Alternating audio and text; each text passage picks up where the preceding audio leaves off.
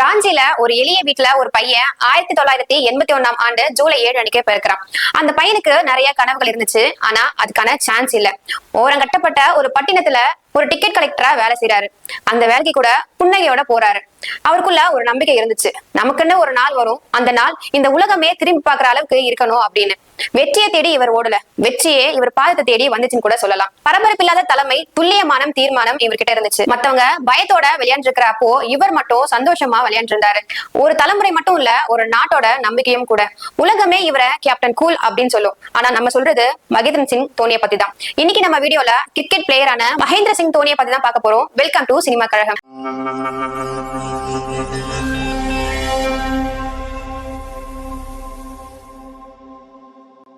2003 world கப்ல India vs Australia match நடந்துட்டு இருக்கு. இந்தியா திரும்பவும் வின் பண்ணிடாதா அப்படின்னு சொல்லி இந்திய ரசிகர்கள் எதிர்பார்த்துட்டு இருந்தாங்க. ஆனா எதுக்கும் அஞ்சாத ஆஸ்திரேலியா வீரர்கள் இந்தியா டீமை சவுத் ஆப்பிரிக்கால வச்சு வெளுவெளுன்னு வெளுத்துப்பாங்க. அப்போ திரும்பவும் இந்தியா டீம் ரசிகர்கள் ஒரு சோகத்துல முழுகி போறாங்க. அப்ப குதித்தெழுந்த சௌரவ் கங்குலி இந்திய கிரிக்கெட் டீம்ல இளம் வீரர்கள் தேவை அப்படின்னு தன்னோட தேடுதல் வேட்டையை ஸ்டார்ட் பண்றாரு. அந்த தேடுதல் வேட்டையில சிக்கினவர் தான் ராஞ்சியோட சிங்கமான மகேந்திர சிங் தோனி. டிசம்பர் 23, 2004 பங்களாதேஷ் கூட தன்னோட ஃபர்ஸ்ட் மேட்சான ஒன் டே இன்டர்நேஷனல் கிரிக்கெட்டை விளையாட ஆசையா போறாரு. ஆனா அவர் கிடைச்ச பரிசு என்னவோ டக் அவுட் ஆகி ஃபர்ஸ்டே வெளியேறிடுறாரு. இந்த சம்பவம் திரும்ப அடுத்த மேட்ச்ல நடக்க இவரெல்லாம் யாரு டீமுக்கு எடுத்தது, இவரோட ஹேர் ஸ்டைலும் இவரோட ஹேர் கலரிங்கும் பாருங்க, இவெல்லாம் எப்படி டிசிப்ளினா கிரிக்கெட் விளையாட போறான் அப்படின்னு சொல்லி பல விமர்சனங்கள் தோனி மேல வைக்கப்பட்டுச்சு. இப்படி தோனி மேல பல விமர்சனங்கள் வைக்கப்பட்ட நேரத்துல வாய்ப்புகளை அள்ளி கொடுக்கிற சௌரவ் கங்குலி திரும்பவும் தோனிக்கு ஒரு வாய்ப்பை கொடுக்கிறாரு. பாகிஸ்தானுக்கு எதிரான மேட்ச்ல தோனியோட பேரும் இடம் பிடிக்குது. அது வரைக்கும் MS தோனியோட தலைமுடியை மட்டும் பார்த்துட்டு இருந்த மக்கள் MS தோனியோட இன்னொரு முகத்தையும் பாக்குறாங்க. அன்னைக்கு மேட்ச் காலையில 9 மணிக்கு ஸ்டார்ட் ஆகுது. நம்மளோட கிரிக்கெட் கடவுளான சச்சின் டெண்டுல்கர் 8 பால்ல 2 ரன் எடுத்து அவுட் ஆகி வெளியே போறாரு. அவ்வளவுதான். அதை பார்த்த இந்திய ரசிகருக்கு ஒரு பெரிய ஹார்ட் அட்டாக் வந்துச்சுன்னே சொல்லலாம். அப்பெல்லாம் ஒரு பழக்கம் இருந்துச்சு, சச்சின் டெண்டுல்கர் அவுட் ஆயிட்டாரு அப்படின்னா டிவி ஆஃப் பண்ணிட்டு எல்லாருமே அவங்கவுங்க வேலையை பார்க்க போயிடுவாங்க. அன்னைக்கும் அதுதான் நடந்துச்சு. சச்சின் அவுட் ஆன உடனே எல்லாருமே டிவி ஆஃப் பண்ணிட்டு அவங்கவுங்க வேலையை பார்த்துட்டு இருந்தாங்க. ஆனா அப்போ இந்தியால ஒரு செய்தி பரவிட்டு இருந்துச்சு, இந்தியா டீம்ல இருந்து வந்த ஒரு புது பையன் செம்மையா அடிச்சிட்டு இருக்கான் அப்படின்னு சொல்லி நாடு ஃபுல்லா பேசப்படுது. இந்தியால இருக்கிற கிராமத்துல இருந்து மூல முடுக்க வரைக்கும் அந்த செய்தி பரவுது. அப்போ சச்சினுக்காக ஆஃப் செய்யப்பட்ட டிவி தோனிக்காக திரும்பவும் ஆன் செய்யப்பட்டுச்சு. அன்னைக்கு தோனி பாகிஸ்தானுக்கு எதிராக ஒரு கார்கில் வாரி நடத்திருப்பாருன்னு கூட சொல்லலாம். அது வரைக்கும் சச்சினை விமர்சனம் செஞ்சுட்டு இருந்த மக்களை தன்னோட பேட்டிங்கால வாயடிக்க செஞ்சிருப்பாரு. அது மட்டும் இல்லாம அடுத்த மேட்ச ஸ்ரீலங்கா கூட விளையாடிருப்பாங்க. ஸ்ரீலங்காவை ஜெய்ப்பூர்ல வச்சு தும்சமும் பண்ணிருப்பாரு. மொத்த ஸ்ரீலங்கா பிளேயரையும் தன்னோட பேட்டிங்கால கதிகலங்க வச்சிருப்பாரு. 183 ரன் எடுத்து அடுத்த நாள் செலிப்ரேட் பண்ண வேண்டியிருந்த தீபாவளியை ஜெய்ப்பூர்ல அதுக்கு முன்னாடி நாளே தோனி செலிப்ரேட் பண்ணிருப்பாரு. அதுக்கப்புறம் தோனியோட புகழ் உலகம் ஃபுல்லா பரவுது. ஸ்கூல் படிக்கிற பசங்கல இருந்து காலேஜ் படிக்கிற பசங்க வரைக்கும் இவர் பேசும் பொருளா ஆகிட்டு இருக்காரு. சலூன் காரங்க ரொம்பவே பாதிக்கப்படுறாங்க. ஏன் அப்படின்னா நான் MS தோனி போல முடி வைக்க போறேன் அப்படின்னு சொல்லி பசங்கல இருந்து எல்லாரும் சொல்லிட்டு இருப்பாங்க. அதுக்கப்புறம் தோனிக்கு ஃபேன்ஸ் ஃபாலோவர்ஸ் அப்படின்னு குமிஞ்சிட்டே போயிருப்பாங்க. அதுக்கப்புறம் நடந்த ஒவ்வொரு மேட்ச்லயும் தோனி தன்னோட பேட்டிங்கால செம்மையா மிரட்டிருப்பாரு. ஆனா வரலாறு எப்பவும் ஒரே மாதிரி இருக்குது இல்ல. 2007 திரும்பவும் இந்தியா டீமுக்கு ஒரு சர்க்கிள் நடக்குது. 2007 பங்களாதேஷ்க்கு எதிரான மேட்ச்ல ஃபர்ஸ்ட் மேட்ச்லயே அவுட் ஆகி முதல் சுற்றுலயே வெளியேறாங்க. ஃபர்ஸ்ட் மேட்ச்லயே தோத்து வெளியே போனதுனால இந்தியா டீமை கண்டிச்சு உலகம் ஃபுல்லாவே 2007 விளையாண்ட கிரிக்கெட் பிளேயர்ஸோட உருவப்படங்கள் எரிக்கப்பட்டுச்சு. அது மட்டும் இல்லாம ராஞ்சில கட்டப்பட்டு இருந்த தோனியோட வீடும் இடிக்கப்பட்டிருக்கும். இந்த நிலையில ICC திரும்பவும் 5 மாசத்திலேயே T20 ஃபர்ஸ்ட் வேர்ல்ட் கப் அறிவிச்சிருப்பாங்க. சச்சின் டெண்டுல்கர், வீரேந்திர சேவக், ராகுல் டிராவிட் அப்படின்னு பெரிய ஜாம்பவான்கள் T20 இருந்து விலகிறத காலம் அது. அப்போ T20 நெக்ஸ்ட் கேப்டன் யாரு அப்படின்னு சொல்லி எல்லாம் யோசிச்சிருந்தப்போ கிரிக்கெட் கடவுளான சச்சின் டெண்டுல்கர் BBC கிட்ட MS தோனியை கேப்டன் ஆகுங்க அப்படின்னு சொல்லி அறிவித்திருப்பாங்க. BBC-யோ MS தோனியை கேப்டனாவும் அறிவிச்சிருப்பாங்க. அதுக்கப்புறம் 7ஆம் தேதி 7ஆம் மாசம் பிறந்து 2007 7ஆம் நம்பர் ஜெர்சியை போட்டுட்டு இளம் படைகளை கூப்பிட்டு சவுத் ஆப்பிரிக்கால களம் இறங்கிருப்பாரு. 2007 இந்தியா டீம்ல இடம்பெற்ற வீரர்கள் பேரு எல்லாமே இந்திய ரசிகர்களுக்கு புது பேராவே இருந்துச்சு.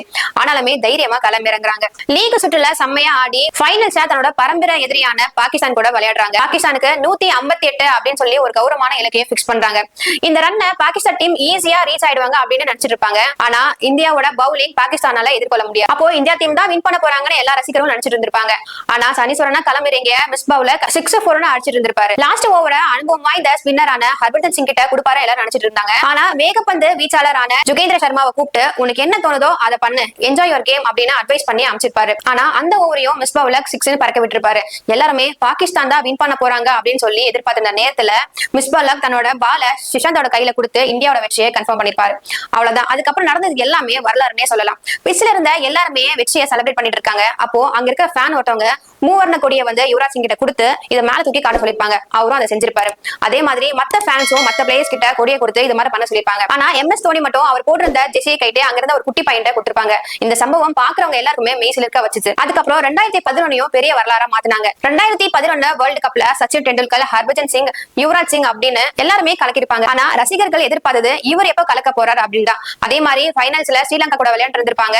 அந்த மேட்ச்லயும் MS தோனி 6-4 அடிச்சு கலக்கிருப்பாரு. 2013 கிரிக்கெட்டை நேஷனல் கேமா கொண்ட இங்கிலாந்து டீம் தன்னோட தாய் மண்ணிலேயே இங்கிலாந்து ரசிகர்கள் முன்னாடி தோக்கடிச்சு சாம்பியன்ஸ் பட்டத்தையும் வென்றிருப்பாங்க. அப்போ அந்த மேட்ச்ல வின் பண்ணி எந்த தலைகணமும் இல்லாம கப்ப டீம் பிளேயர்ஸ்ல கொடுத்து ஓரமா நின்னுட்டு இருந்த கேப்டனை அடுத்த நாள் நாடே செலிப்ரேட் பண்ண காத்துட்டு இருந்துச்சு. கிரிக்கெட்ட ஒரு ஜென்டில்மேன் கேம் அப்படின்னு சொல்லுவாங்க. அதை MS தோனி பல முறை நிரூபிச்சிருக்காரு. ஒரு நாள் இங்கிலாந்துக்கு டூர் பண்ணப்போ இந்தியா டீம் ஃபர்ஸ்ட் மேட்ச்ல தோத்துடுறாங்க. ஆனா செகண்ட் மேட்ச்ல இங்கிலாந்து கூட விளையாடுறாங்க.